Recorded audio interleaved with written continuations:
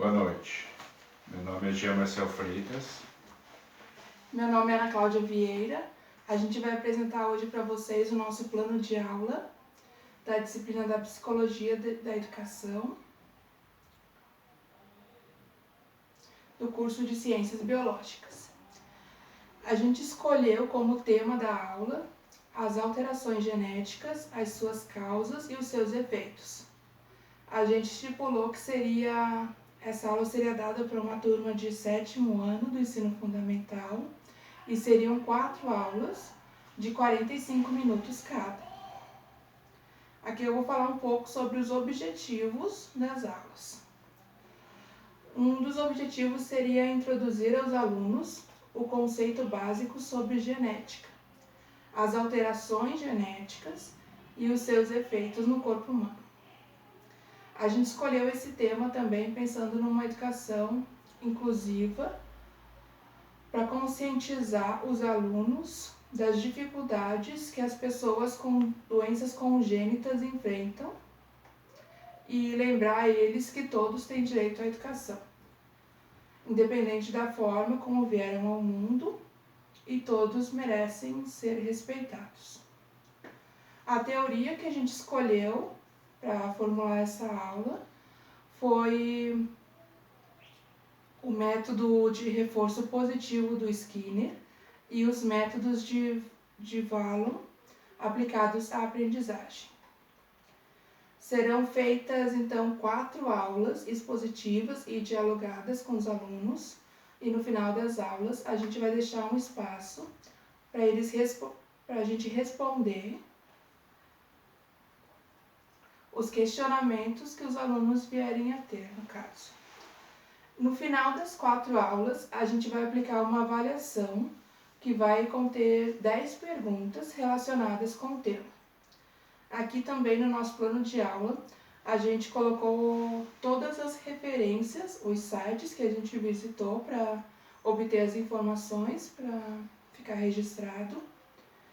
E a gente também pensou em, antes de iniciar a aula, perguntar para os alunos se eles já tiveram algum contato com esse tema.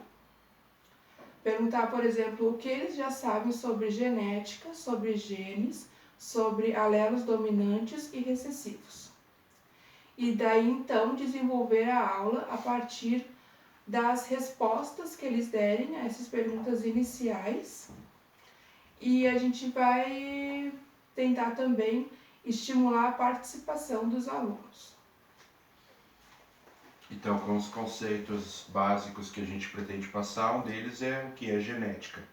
Então, genética é o ramo da ciência que estuda os fatores hereditários, a função de cada gene, a estrutura deles, os cromossomos, toda a parte envolvida com a expressão genética, no caso, né? E também a gente vai falar sobre as alterações que os seres vivos têm, baseados no que está escrito no seu código genético, né?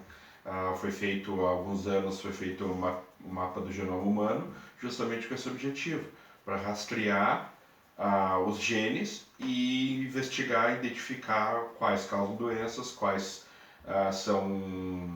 não têm essa função, né? Para quando surgir uma doença, alguma coisa nova, ou de repente as doenças existentes mesmo, eles possam olhar todo o mapa genético da pessoa e dizer, é esse gene que está causando esse problema.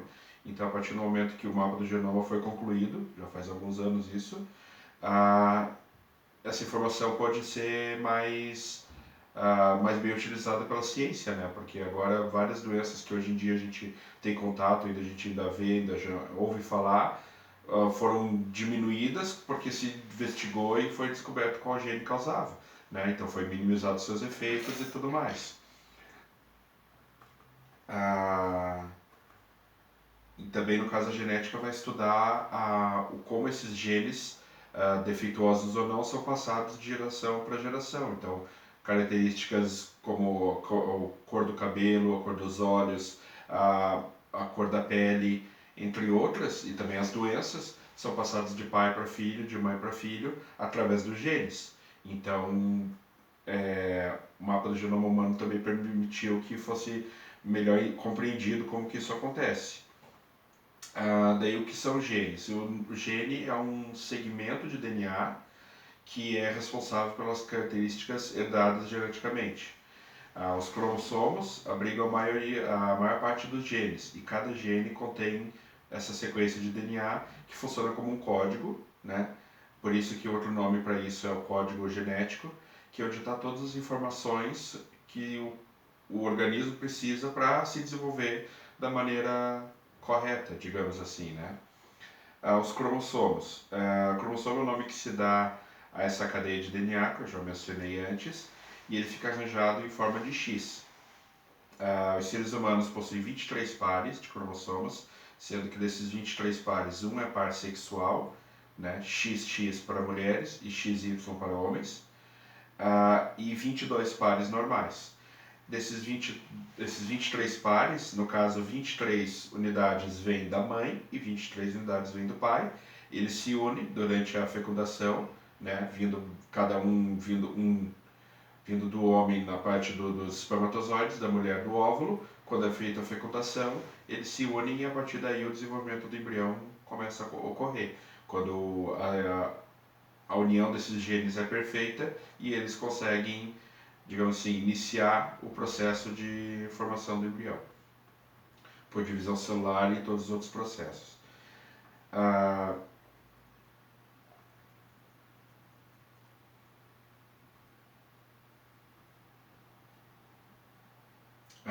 Então aqui, a partir desse momento aqui, a gente vai perguntar aos alunos se tem alguma dúvida a respeito desse tema, que foi o tema que foi abordado até agora, e a gente vai observar se tem alguma, baseado nas orientações do Alan, a gente vai observar se tem alguma dificuldade de aprendizado, um problema para entender algum conceito por parte de algum dos alunos. Mas também, como ele diz, sempre evitando situações conflitivas, né, que caso ocorram, o professor é que tem que resolver, né, mas também sem culpar os envolvidos, né. A gente vai buscar encontrar essa dificuldade de aprendizado e resolvê-la da melhor maneira possível, sem culpar o aluno, porque pode ser também culpa do professor, que de repente não se expressou de maneira correta em algum termo e deixou o aluno perdido em alguma coisa, porque os alunos têm velocidades de aprendizado diferentes. O professor tem que poder respeitar isso, né? Ainda mais num tema um tanto complexo quanto esse, né?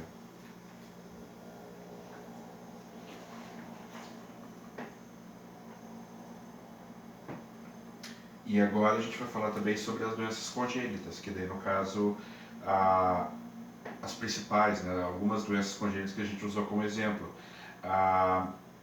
principalmente as de origem genética a gente vai tratar, porque doença congênita, nem toda doença congênita é genética, porque a doença congênita, o significado da palavra significa que vem que está com ele desde o nascimento, desde a geração, né, que já estava com ele na barriga durante o desenvolvimento do embrião. Então,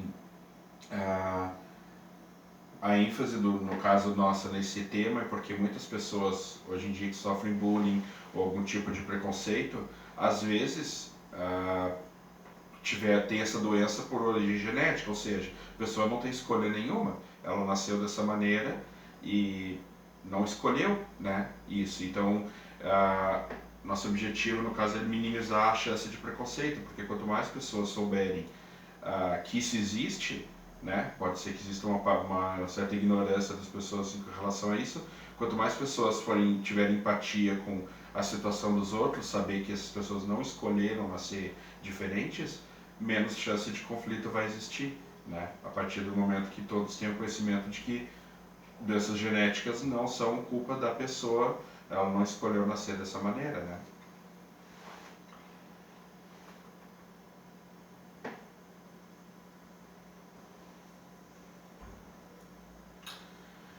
Então, a doença congênita são alterações que podem surgir durante a gravidez, geralmente nos primeiros 3 meses, nos primeiros estágios, né, nos primeiros 3 meses de gravidez.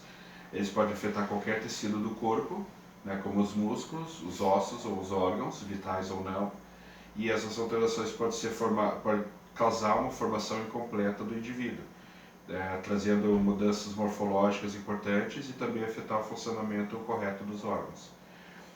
Geralmente são detectáveis, como eu já comentei, nos primeiros 3 meses de gravidez, mas algumas alterações genéticas ocorridas nesse período do desenvolvimento do embrião podem só se expressar mais para frente. Por exemplo, distúrbios de fala e de locomoção só podem ser detectados se não foi feito um acompanhamento pré-natal decente.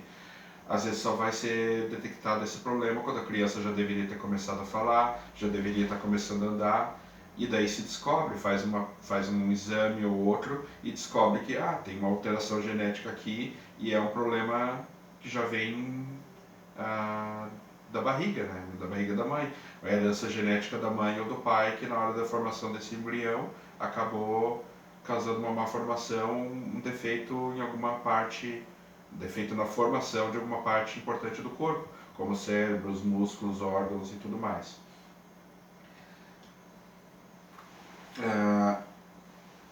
Além das alterações genéticas, pode também ter alterações ambientais, fatores ambientais no caso, que daí pode ser por influência de algum trauma que a mãe teve durante a gravidez, né, ingestão excessiva de bebidas alcoólicas, uso de drogas ilícitas e também alguns medicamentos que podem induzir a malformação, né, do embrião, principalmente sem prescrição médica. Às vezes tá com alguma dor, alguma coisa, acaba tomando um medicamento que pode causar algum problema mais grave.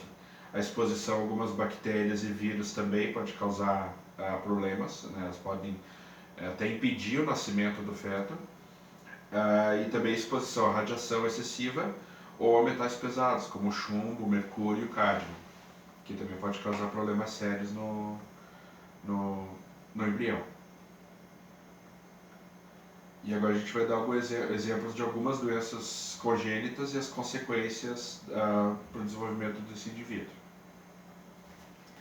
Primeiro a gente colocou aqui a miotonia congênita, que é uma doença hereditária e é caracterizada pela rigidez e hipertrofia muscular.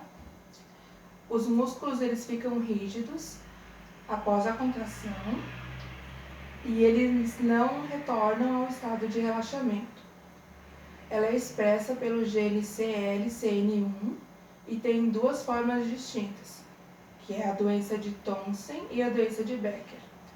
Aí na doença de Thomsen, ela pode surgir dos 2 aos 3 anos de idade e ela atinge os membros superiores e a face.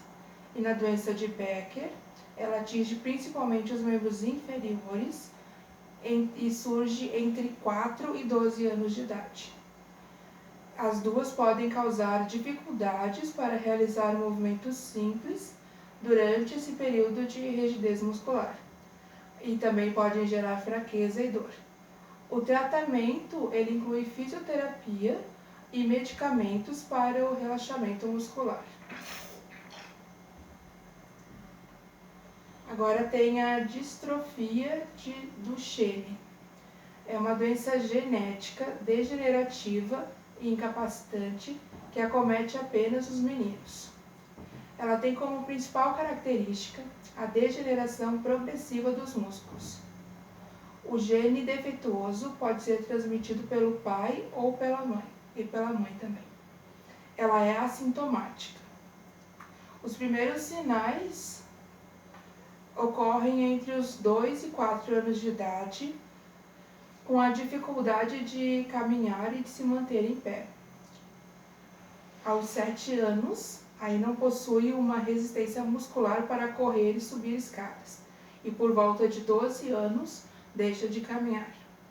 Após essa fase, a fraqueza muscular se acentua, sendo que os problemas respiratórios e cardíacos acabam por vitimar o indivíduo.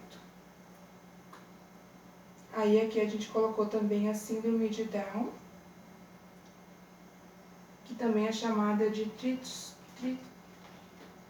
trissomia do cromossomo 21, e pode comprometer a capacidade cognitiva e alterar o funcionamento da tireoide, e também facilitar o surgimento de doenças autoimunes, além de características físicas como orelhas mais para baixo que o normal, língua grande e pesada, olhos puxados para cima e baixa estatura.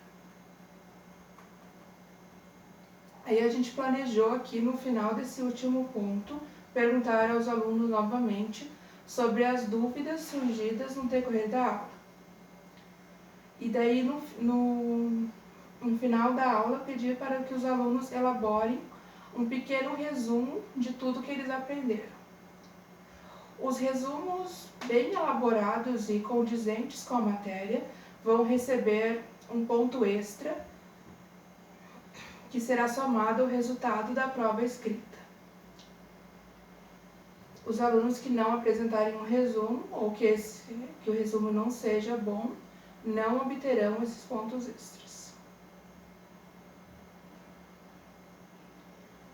E daí, por fim, a gente elencou aqui as 10 perguntas da prova. A pergunta 1 seria o que é genética, a 2 seria o que são genes, a 3, qual o objetivo do mapa do genoma humano, a 4, o que são cromossomos, a 5, a diferença entre o recessivo e o dominante, a 6, o que diz a primeira lei de Mendel, a 7, doenças genéticas são transmissíveis, explique a sua resposta, a 8, o que são doenças congênitas e descreva um exemplo, a 9, baseado nos conhecimentos adquiridos nessas aulas, assim, como você abordaria uma pessoa com necessidades especiais de causa genética ou não, e a 10 seria para o aluno escrever brevemente sobre um tema relacionado a essas aulas, que seja do interesse do aluno, com no máximo 10 linhas. Então, era esse nosso trabalho, e boa noite a todos. Boa noite.